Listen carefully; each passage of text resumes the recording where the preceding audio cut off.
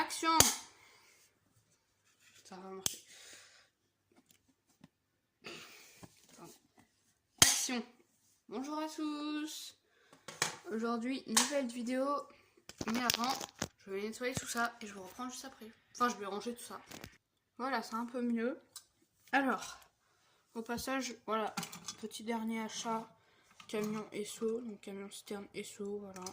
Et pour aller avec, petite station service, voilà, qui va bien avec. Esso également, donc voilà. Petit diorama que je vous avais montré sur Facebook. Voilà, Esso.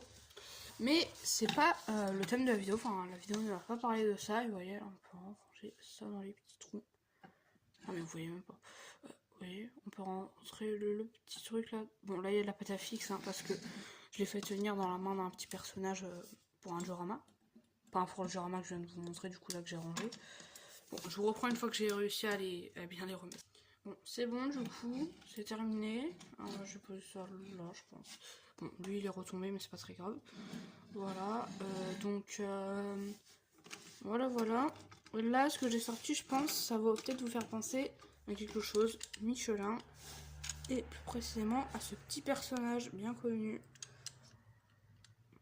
Voilà, je fais un peu son nom. C'est Bibendum, je crois. Mais du coup, petit bonhomme Michelin. Et aujourd'hui, ça va être un petit tuto pour en faire et en mettre sur des véhicules miniatures à l'échelle 1/43e, 1/50, 1/60e, ce genre d'échelle. Là, vous voyez, j'en ai déjà mis en fait deux sur ce camion qui est quasiment fini de customiser. Donc, vous pouvez voir, je l'ai customisé. Voilà, j'ai rajouté une bavette, tout ça. Mais ça, je vous ai déjà montré ça sur Facebook. Et si vous ne me suivez pas sur Facebook, n'hésitez pas à le faire. Donc voilà, et au pire, de toute façon, je vous tiens au courant aussi sur YouTube.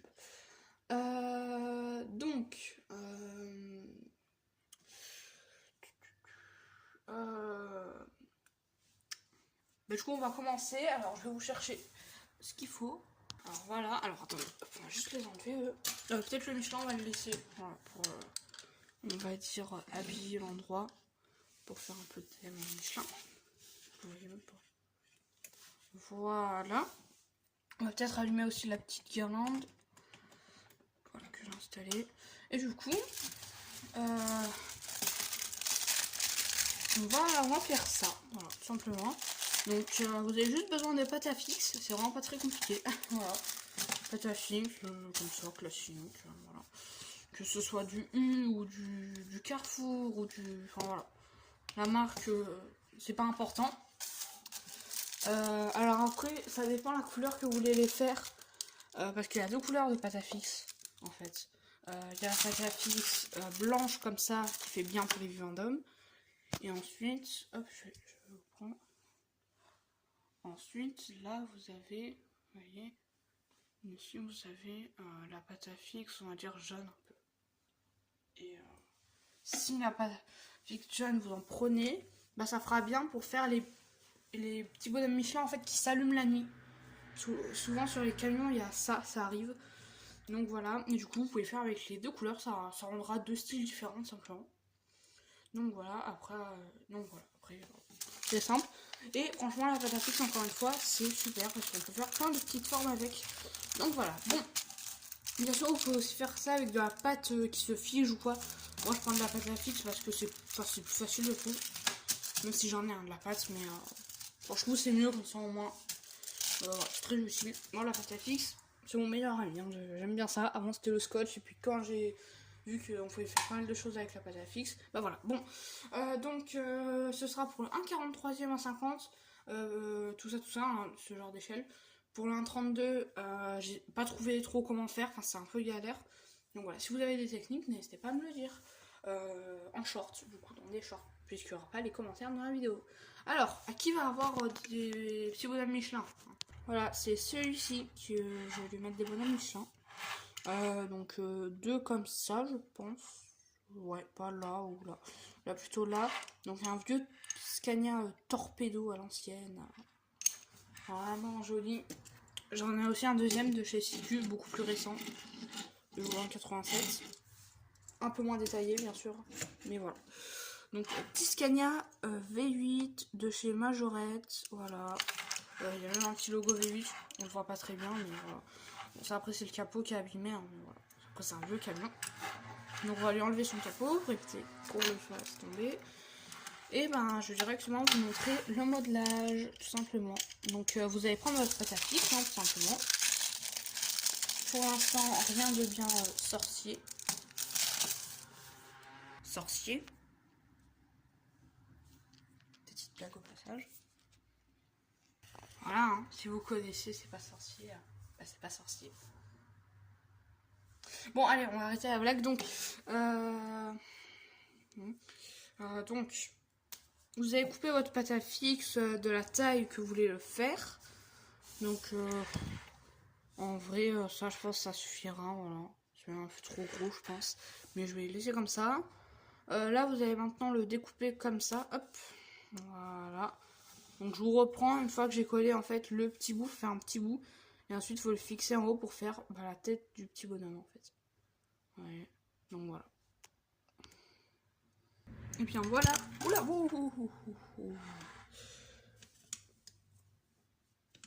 c'est quoi ce trépied nul? Bon, c'est risqué. Bon, voilà ce que ça donne du coup. Petit bonhomme Michelin. Voilà. Maintenant, je vais lui rajouter, on va dire, des bras, tout simplement. Donc voilà. Donc bon, pour les bras, ce que vous faites, c'est que vous prenez un petit bout et vous faites un petit boudin, voilà, pour les bras. Donc vous en faites 2. Donc voilà ce que ça donne à peu près une fois que vous avez un peu terminé. Donc moi personnellement, un visage c'est très compliqué parce que là on se rend pas compte parce que c'est le téléphone, mais là c'est mon doigt. Donc voilà. Regardez-moi ça, la camionnette Michelin à côté. Voilà, il est vraiment petit. Donc lui faire un visage ce serait impossible parce que regardez mon doigt. Il est immense à côté. Donc ce serait pas possible davantage de faire ça. Donc, je vais le laisser comme ça. Je vais le laisser comme ça. Et je vais lui rajouter des petits pics en fait.